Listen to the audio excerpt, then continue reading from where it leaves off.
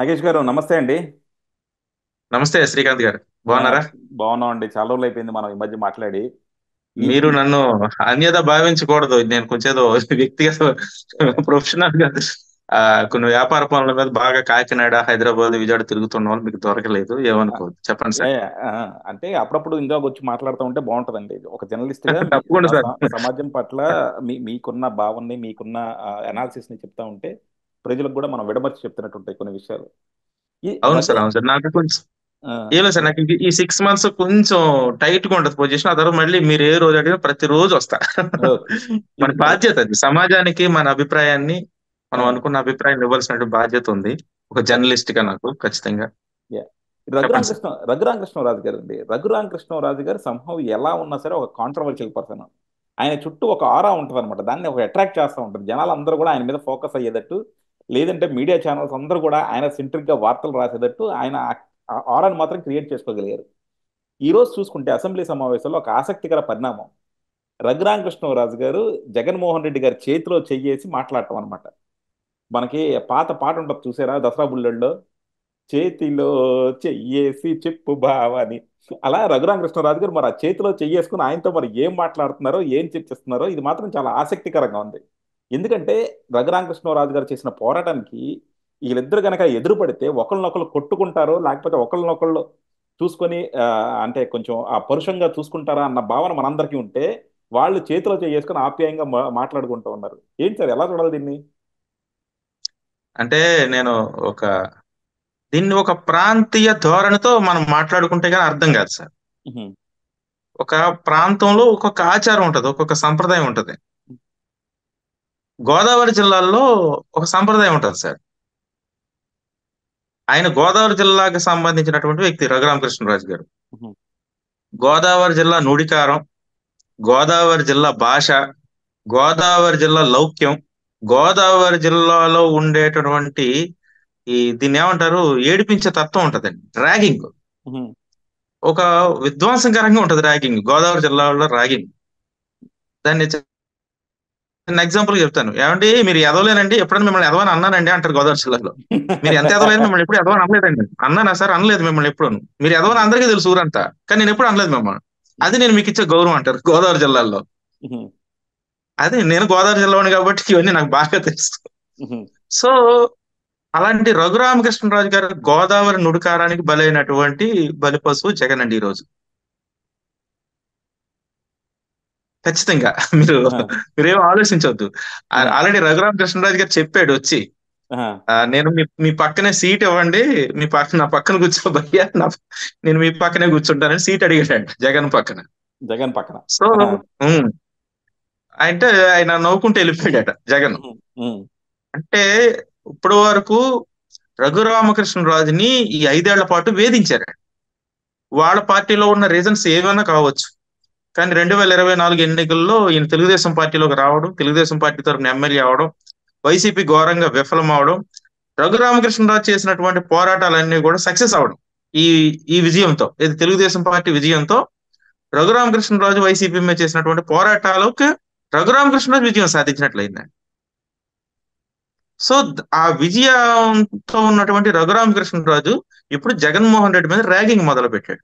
ఉహు. ఆ ర్యాగింగ్ కూడా ఎలాగంటే గోదావరి స్టైల్లో. ఆహా. గోదావరి స్టైల్లో అంటే ఇప్పుడు అసెంబ్లీలో జగన్ నువ్వు అలా ఇలా అనొచ్చు, కానీ దానికన్నా ఈ ర్యాగింగ్ ఎవరు తట్టుకోలేదు సార్. గోదావరి జిల్లా వాళ్ళు ర్యాగింగ్ చేయడం మొదలు పెడితే ఆ ర్యాగింగ్ ని తట్టుకోవడం ఎవరి వల్ల కాదు. అలాంటి ర్యాగింగ్ ఇప్పుడు రఘురామకృష్ణరాజు గారు స్టార్ట్ చేశారండి. ఉహు. ఎటకారం అనమాట అది, మామూలు ఎటకారం కాదు. ఇప్పుడు బాగా దెబ్బలు తిని వచ్చినోడిని, బాగా తగిలినయా నవ్వుతూ అడిగాడు అనుకోండి ఎవరన్నా, వాడికి ఎక్కడ ఉంటది, ఎక్కడ మండుద్ది సార్? ఆ, కారం పెట్టినా సరే అంత మంట రాదు. ఇప్పుడు అలాంటి మంట పుట్టిస్తున్నాడు రఘురామకృష్ణరాజు గారు. సో ఈ జగన్ మీద వేసినటువంటి షటైర్ సార్ అది. చెయ్యేసినా, నవ్వినా, పక్కన కూర్చోమని అడిగినా, ఏది అడిగినా సరే ఖచ్చితంగా అది గోదావరి స్టైల్ ర్యాగింగ్ అండి. ఆ ర్యాగింగ్ తట్టుకోవడం ఎవరి వల్ల కాదు. గోదావరి జిల్లా వాళ్ళు చాలా సాధారణంగా చాలా ప్రేమిస్తారు, అభిమానిస్తారు, భోజనం పెడతారు. తప్పు జరిగినా సరే గౌరవంగా ఒప్పుకుంటారు, ఈ తప్పు నా వల్ల జరిగిందండి ఏమనుకోద్దని. కానీ అదే గోదావరి జిల్లా వాడు కడుపు మండిందంటే వాళ్ళు చేసే ర్యాగింగ్ తట్టుకోవడం ఎవరి వల్ల కాదు.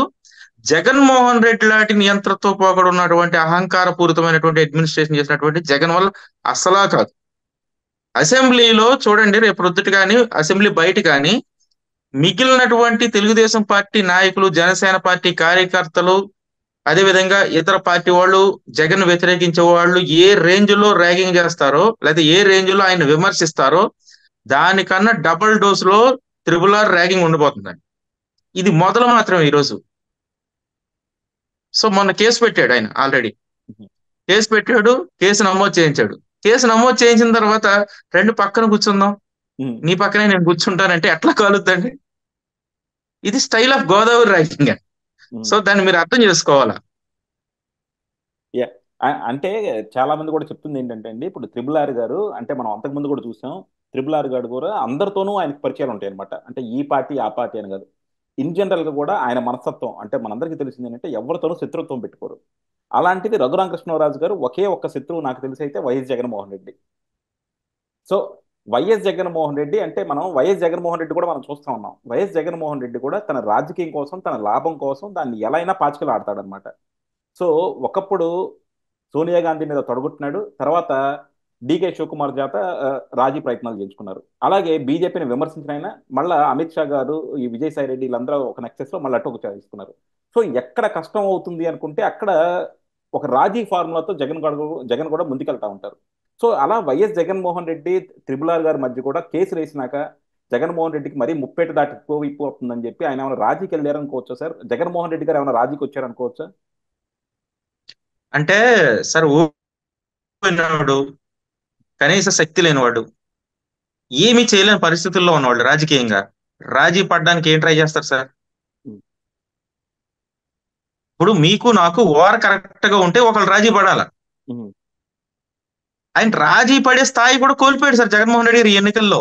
అందుకే రాజీ పడుతున్నాడేమో, ఎందుకంటే ఇంకా ఆ స్థాయి కూడా లేదు కాబట్టి ఇంకా పోరాటం చేయలేక సరే ఎందుకు శత్రువులు పెంచుకోవడం అని చెప్పి అందరితోనూ రాజీకి వచ్చారేమో అనుకుంటున్నాను సార్. ఇప్పుడు ఆయన రాజీ పడినా, రాజీ పడకపోయినా, రాజీ పడుతున్నట్లుగా ప్రకటించినా ప్రకటించకపోయినా, ఇప్పుడు ఈ 5 ఏళ్ల పాటు జగన్మోహన్ రెడ్డి గారి చేతిలో ఏమీ ఉండదు సార్.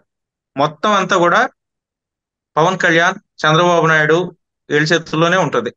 ఎందుకంటే కేవలం 11 సీట్లతో ఇండిపెండెంట్ అభ్యర్థుల్లో ఉండాలి సార్ వైసీపీ వాళ్ళు అసెంబ్లీలో. ప్రజల్లోకి వచ్చి ఉద్యమాలు చేస్తే దాన్ని ఎలా తీసుకుంటారనేది అధికార పక్షం మనం చెప్పలేం. కానీ రఘురామకృష్ణరాజు మాత్రం ఖచ్చితంగా రాజీ పడ్డా సార్. ఎందుకు రాజీ పడ్డో చెప్తాను సార్. గోదావరి జిల్లాలో ముఖ్యంగా వెస్ట్ గోదావరి, ఆ భీమవరం, పాలకొల్లు, నరసాపురం ప్రాంతంలో ఉన్నటువంటి రాజులు, మళ్ళీ నేను క్షత్రియస్, అక్కడ కొంచెం క్యాస్ట్ తీసుకొస్తున్నాను, మీరు అన్యత భావించవద్దు, వాళ్ళు చాలా విపరీతంగా ప్రేమిస్తారు సార్. ఆ ప్రేమ ఎంత ఎంత దారుణంగా ఉంటుందో మనం తట్టుకోలేం. కానీ ద్వేషించడం మొదలెడితే వాళ్ళు జీవితాంతం ద్వేషిస్తారు.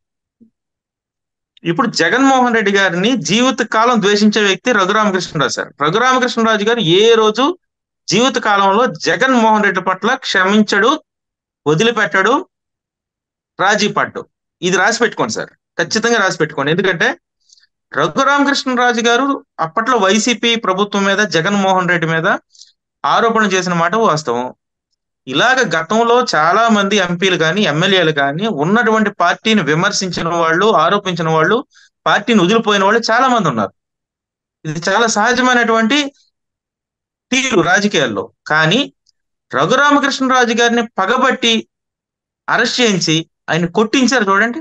తెలుగుదేశం పార్టీలోకి వచ్చి ఎమ్మెల్యేగా పోటీ చేసి గెలిచి ఇప్పుడు తనకు జరిగినటువంటి అన్యాయాన్ని, అంటే రఘురామకృష్ణరాజు మీద అంటే రాజకీయంగా ఆరోపణ చేస్తే దాని మీద కక్ష కట్టడం ఒక తీరండి, ఒక ఎత్తు. అంటే పార్టీ నుంచి బహిష్కరించడం, లేదంటే పార్టీ నుంచి తోసివేయడం ఇది. కానీ పని కట్టుకొని పోలీసులను పంపి అరెస్ట్ చేయించి కొట్టించి ఇవన్నీ చేశారు కదండి. దీనివల్ల ఆయన రఘురామకృష్ణరాజు మనసు గాయపడింది ఆ వయసులో. అందుకని ఇప్పుడు ఆయన ర్యాగింగ్ మొదలు పెట్టాడు. అదేదో పక్కన కూర్చోండి ఎటకారం ఆడుతున్నట్టు కాదు సార్. అది గోదావరి జిల్లాలో ఎటకారం అని చెప్పాను కదా, చాలా దారుణంగా ఉంటది. ఆ వెటకారం కూడా ద్వేషం. వాళ్ళ కడుపులో ఉన్నటువంటి మంట అంతా ఒక వెటకారం రూపంలో జగన్మోహన్ రెడ్డికి వస్తుంది. ఒకసారి జోకులు ఇస్తే కృష్ణా గుంటూరు జిల్లా వాళ్ళు తీసుకోలేరు, అర్థం కాదు. అదే కొంచెం ప్రకాశం నెల్లూరు జిల్లా వాళ్ళకి వెళ్తే వాళ్ళకి కోపం వస్తుంది గోదావరి జిల్లాలో ఎటకారం చూసి. ఇక రాయలసీమలోకి వెళ్తే వాళ్ళ కడుపు రగిలిపోద్ది. ఇప్పుడు రఘురామకృష్ణరాజు గారు వేసే జోకులు చూసి రాయలసీమకు చెందినటువంటి జగన్మోహన్ రెడ్డి గారు, రాయలసీమ యొక్క తీరుతెన్నులను నరాన్న జీర్ణించుకున్నటువంటి జగన్మోహన్ రెడ్డి గారికి కడుపు రగిలిపోతుంటది ఈయన మాట్లాడుతుంటే. ఆ కడుపు రగిలించడానికే ఈయన షట్టర్లు వేస్తా ఉన్నాడు. ఓకే. యా. మీకు దీని అందుకే నేను ఫస్టే చెప్పాను, ఇది ప్రాంతీయ తత్వంతో తీసుకోండి అని. ఎందుకంటే నేను గోదావరి జిల్లా వాడిని. నేను చాలా మందిని ఫేస్ చేసినప్పుడు ఒక్కొక్కరితో మాట్లాడితే ఒక్కొక్కరు ఒక్కొక్క విధంగా తీసుకుంటారు దాన్ని. ఏంటి వీడు ఇలా మాట్లాడుతున్నాడు అని అనుకుంటారు. అలా తీసుకునే విధానంలోనే రాయలసీమ వాళ్ళు జోకులు వేస్తే తట్టుకోలేరు వాళ్ళు. ఉహుం. చాలా మంది అంటే అందులో గోదావరి జిల్లా ఎటకారంతో ఆ నుడికారంతో జోకులు వేస్తే అసలు తట్టుకోలేరు. అది కేవలం గోదావరి జిల్లా వాళ్ళ మీద వేసుకుంటేనే జోకులు అర్థం అవుతాయి, వాళ్ళు ఎంజాయ్ చేస్తారు ఈ ఇరుపక్షాలు శత్రువులైనా. కానీ రాయలసీమ వాళ్ళు తీసుకోలేరు ఈ జోకుల్ని. జగన్మోహన్ రెడ్డి అంటాడు అసలు తీసుకోలేడు. యా. అందుకనే రఘురామకృష్ణరాజు గారు తనదైన స్టైల్లో గోదావరి నుడికారంతో మొదలు పెట్టారు. ఈ ర్యాగింగ్ 5 ఏళ్ళు సాగుద్దండి. 5 ఏళ్ళు మీరు ఎంజాయ్ చేయొచ్చు. జగన్మోహన్ రెడ్డి గారు అసెంబ్లీకి రావాలి కదా ఈ ర్యాగింగ్ ఎంజాయ్ చేయాలంటే మనం. ఆయన ఎలాగూ నాకు తెలిసి జగన్మోహన్ రెడ్డి గారు అసెంబ్లీకి ఎంత దూరం కావాలంటే అంత దూరంగా ఉంటారు. ఈ రోజు ఏంటంటే ఎలాగూ గవర్నర్ గారు స్పీచే కాబట్టి అక్కడ పెద్ద ఏం ఉండదు కాబట్టి రాజకీయంగా వచ్చి ఉంటారు. కానీ రేపు నుంచి ఆయన వస్తారా లేదన్నదే పెద్ద క్వశ్చన్. చూద్దాం సార్. Thank you. సార్ వచ్చినా రాకపోయినా త్రిబుల్ ఆర్ మాత్రం వదిలిపెట్టాడు సార్. యా, అది చూస్తూ అది ఉన్నాడు. అది నిజమేనండి. త్రిపుల్ ఆర్ గారు మాత్రం వదిలిపెట్టాడు. ఎందుకంటే ఆ, ఆయన మీద అంత కక్ష సాధింపు చేయడం. యా, అంటే నేను కూడా రఘురామకృష్ణరాజుని అప్పట్లో విమర్శించాను. ఎట్లాగా ఆయన భాష మార్చుకోవాలని చెప్పాను. నేను కూడా 1-2 ఇంటర్వ్యూల్లో ఉహు, భాష మార్చుకోవాలా అని చెప్పాను. కానీ ఆయన అరెస్ట్ చేసి కొట్టిన తర్వాత అది కొంచెం ఎక్కువ చేశారనిపించింది నాకు కూడా. యా, సో అది అది ఖచ్చితంగా ఇంపాక్ట్ ఉంటుంది ఆయన మీద. అది బెటర్. రఘురామకృష్ణరాజు గారి మీద ఖచ్చితంగా ఇంపాక్ట్ ఉంటుంది. అందుకే ఆయన మొదలు పెట్టాడు. ఇంకొక 5 ఏళ్ళు ఈ జగన్మోహన్ రెడ్డి గారి మీద రఘురామకృష్ణరాజు గారి చమత్కారం, నుడికారం, గోదావరి స్టైల్ ర్యాగింగ్ అన్నీ ఉంటాయి. అన్ని రేపు కంటిన్యూ. పొద్దున ఆయన అసెంబ్లీకి వస్తే పోయి ఈయన పక్కన కూడా కూర్చోవచ్చు, చూస్తుండండి. అది అది ఇంకా ర్యాగింగ్. అది కాబట్టి ఇవి వాళ్ళకి సీరియస్ కానీ చూసే వాళ్ళకి బాగా ఎంజాయ్గా ఉంటుందండి. ఏంటి మా పాత వైఎస్ఆర్సీపీ పార్టీ అధ్యక్షుని మీరు అందరూ విమర్శిస్తారా అని చెప్పి మొదలెడతారా? ఖచ్చితంగా ఖచ్చితంగా యా, ఖచ్చితంగా మొదలు పెడతాడు యా. రఘురామకృష్ణరాజు గారు. ఆయన టార్గెట్ ఏమీ లేదు సార్. 2 టార్గెట్స్ తో ఆయన ఇప్పుడు రాజకీయాల్లో ఉన్నాడు. ఉహు, ఒకటి, తన నియోజకవర్గాన్ని డెవలప్మెంట్ చేసుకుంటాడు ఉహు, ఉండి. రెండోది జగన్మోహన్ రెడ్డి గారు. ఉహు. అంతే. జగన్మోహన్ రెడ్డి గారి మీద కక్ష సాధింపు చర్యలు తీసుకోవడం కోసమే ఉండి నియోజకవర్గ ఎమ్మెల్యే అయ్యాడు ఆయన. అది. ఫస్ట్ జగన్మోహన్ రెడ్డి, నెక్స్ట్ ఉండి. ఈ 2 తప్ప మిగిలిన ఇంకేమి పట్టించుకోవడం చూస్తూ ఉండండి. Okay. Thank you sir. Thank you very much అండి.